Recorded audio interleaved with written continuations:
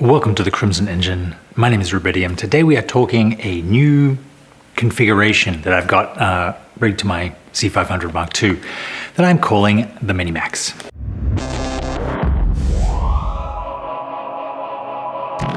So one of the things that I love about the Canon C500 Mark II is the compactness of the body, this central part here. You don't have to get full out Alexa style, or you don't have to, before you rig it, you get this amazing full frame sensor with interchangeable mount with a small little body, not, as big as, if not a little bit smaller than the classic C200 that I used for years. The problem I find is that because of the larger sensor and because of the accessories you put on this, you almost immediately have to add rails.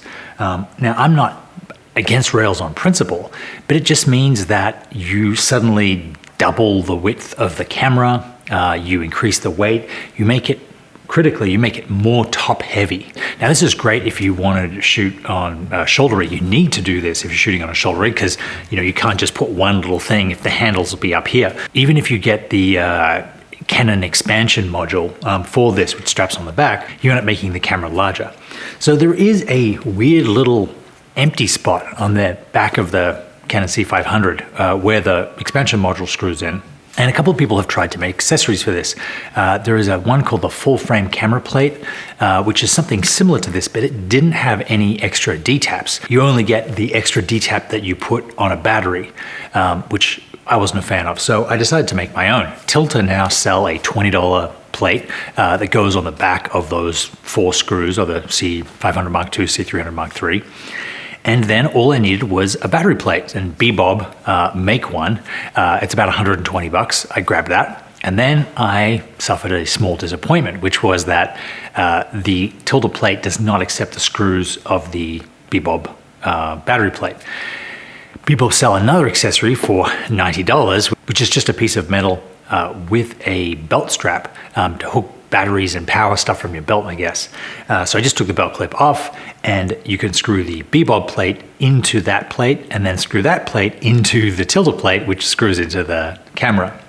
And you can mount it high here so that you leave the battery, the C500 native battery compartment exposed, which is a really good idea to do. Or if you don't like this overhang here, if you don't like this little overhang, you can always choose to mount it lower.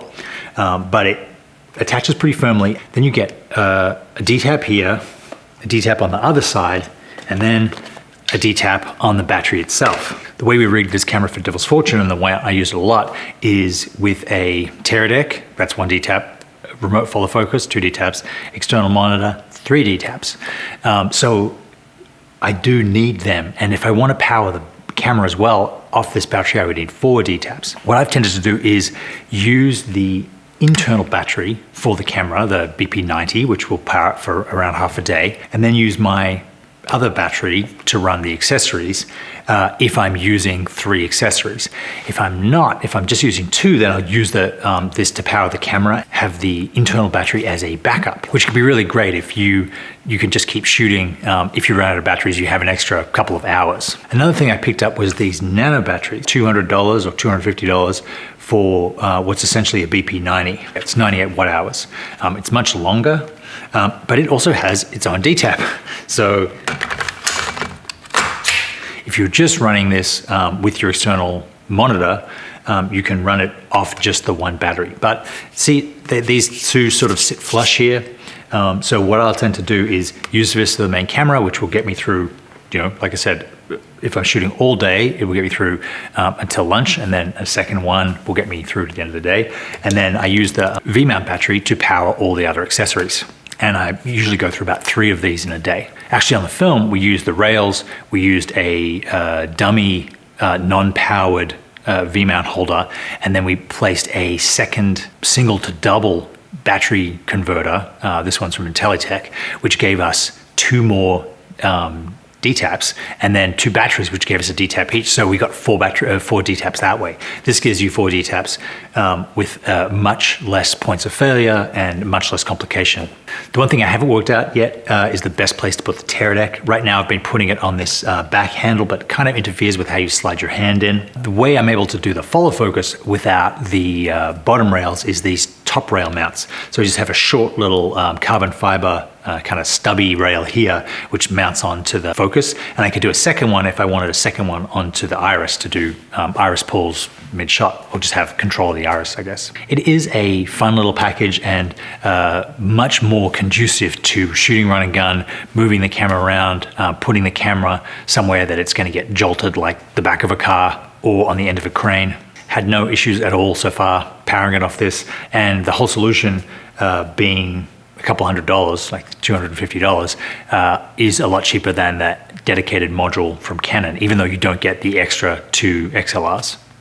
That's my look at the Canon C500 MiniMax. If you want to know more about cameras, gear, lighting, cinematography, and the film industry in general, definitely check out Canon Masterclass. I have a ton of courses, over 20, on things like this camera, how we rigged it, how we shoot with it, how to get the best result.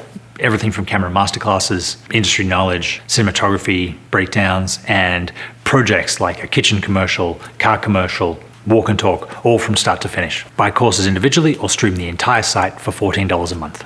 That is my look at the Canon C500 MiniMax that I came up with.